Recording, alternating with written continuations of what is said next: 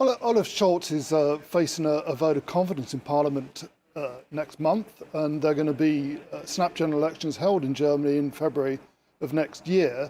So Scholz knows that he's actually running out of time to achieve anything of major import at the end of this term. He's hoping to be re-elected Chancellor. Frankly, the chances of that are pretty slim given the strength of the opposition in the German Parliament.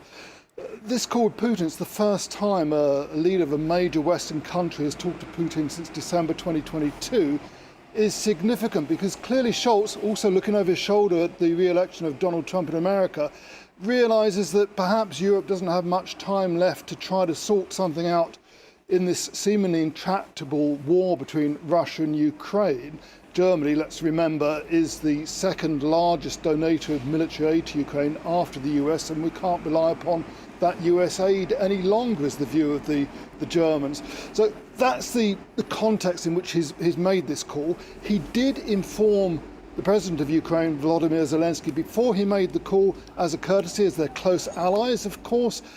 Zelensky's very critical of that. His spokesman has been saying that all this does is make Putin look better, give him a chance to come in from the cold, and what he's looking for from a peace deal is actually rest and respite to reinforce his military machine and then continue the war later on.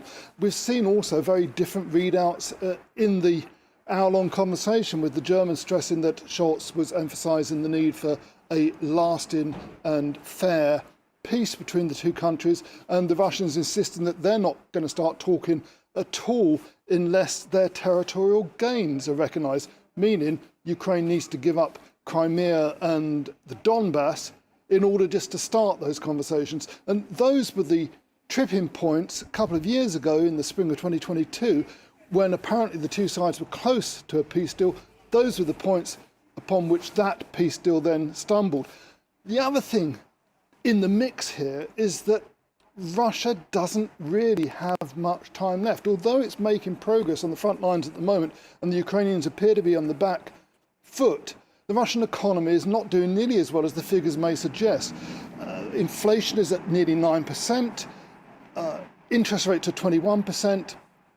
The Russian war economy has been boosted by this sort of Keynesian war economy, but it can't afford to keep funding the war at the level it's doing. It's spending about 40-odd% of its national budget on the military at the moment, and it can't keep producing the tank barrels, the armoured machines, armoured trucks and that sort of thing. It can't keep on replenishing the 30,000 fresh troops it needs every month when the defence industry is also trying to attract troops.